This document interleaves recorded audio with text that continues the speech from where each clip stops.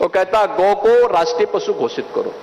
अबे गाय पशु नहीं, गौ हमारी माता है और गौ के साथ तो हमारा जन्म जन्मांतर का नाता है। तुम क्या समझ पाओगे इसके बारे में? दोस्ती की आड़ में छुरेबाजी स्वीकार्य नहीं और कतई स्वीकार्य नहीं होगा। अगर कोई अपनी नालायक औलाद को समझा नहीं पा रहा है तो उनको समझाओ, और नहीं तो वह दुर्गति होगी कि कई पीढ़ियां याद करेंगे। आपने देखा होगा बकर ईद के अवसर पर किस किस प्रकार की हरकतें हो रही थी।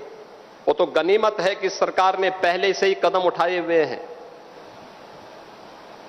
तब शांतिपूर्ण तरीके से पर्व और त्योहार हो पा रहे हैं। नहीं तो पश्चिमी उत्तर प्रदेश में तो गनीमत थी जी, सबके बारे में बड़ा मुश्किल होता था।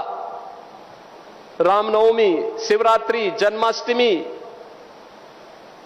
दुर्गा पूजा, कावड़ यात्रा, ये सब सपने हो गए थे। बेटी स्कूल नहीं जा पा रही थी, व्यापारी सुरक्षित नहीं रह पा रहा था।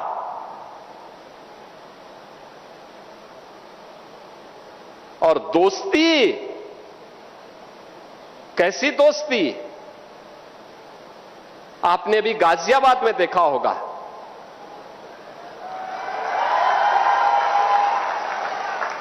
दोस्ती की आड़ में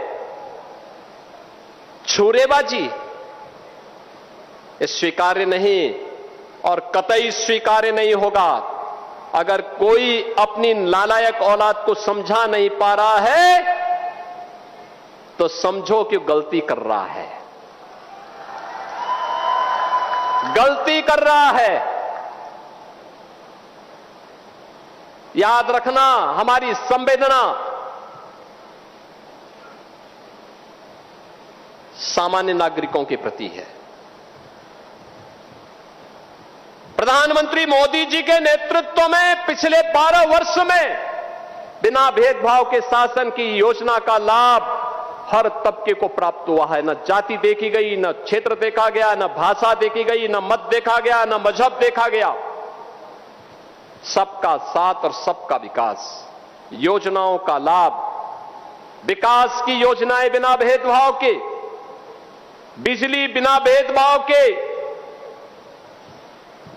कर्ज बिना भेदभाव के, बिना भेदभाव के शासन की योजना का लाभ। लेकिन देश भी तो अपेक्षा करता है कि संवेदना दिखाई दे, लेकिन वो संवेदना गायब वहां पे। और बहनों और भाइयों, इसीलिए मैं भी आपसे कहने के लिए आया हूं,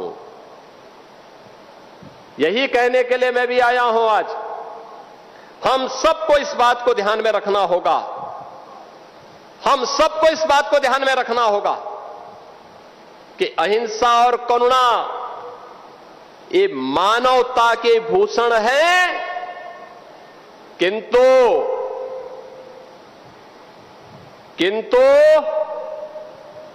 शस्त्र उठाना होगा अगर सामने खरदूषण है।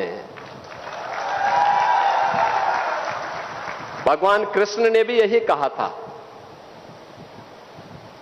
परित्राणाय साधूनाम विनाशाय च दुष्कृताम। सज्जनों के लिए ही हम सज्जन बने, दुर्जनों के लिए नहीं। भगवान राम ने भी वही किया था, निस्सरहीन करो मही भुज उठाए प्रणकीन। एक ही लक्ष्य था, इस धरती को राक्षस विहीन कर देंगे, क्योंकि ये ऋषि मुनियों को, सामान्य नागरिकों को, गरीबों को, बहन और बेटियों की इज्जत के साथ खिलवाड़ कर रहे हैं। इनसे लड़ना होगा, इनसे निपटना होगा। देश के खिलाफ द्रोह करने वाले लोगों के प्रति उतनी कठोरता के साथ, उतनी निर्ममता के साथ लड़ने के लिए तैयार होना होगा। और आज का ये समारोह जो यहां पर हो रहा है, बहनों और भाइयों, उसी का हिस्सा है। इन लोगों का मुंह तब बंद था जब पाकिस्तान और बांग्लादेश में हिंदुओं पर, सिखों पर, जैनियों पर, बौद्धों पर अत्याचार हो रहे थे, तब ये कुछ नहीं बोल रहे थे, कुछ नहीं बोल रहे थे, इनका मुंह बंद था। लेकिन जब इन पीड़ित लोगों के बारे में मोदी जी ने कानून बनाया तो इन्होंने उस कानून का विरोध किया। उस कानून में कहीं नहीं लिखा था कि किसी मुसलमान की संपत्ति को हम कब्जा करेंगे, लेकिन मुसलमान विरोध कर रहा है। यानी जो हमारे हिंदुओं का विरोध कर रहा हो, हमारे सिखों का विरोध कर रहा हो, वो कहता गौ को राष्ट्रीय पशु घोषित करो। अबे गाय पशु नहीं, गौ हमारी माता है और गौ के साथ तो हमारा जन्म जन्मांतर का नाता है। तुम क्या समझ पाओगे इसके बारे में? गौ माता के महत्व को तुम क्या समझ पाओगे?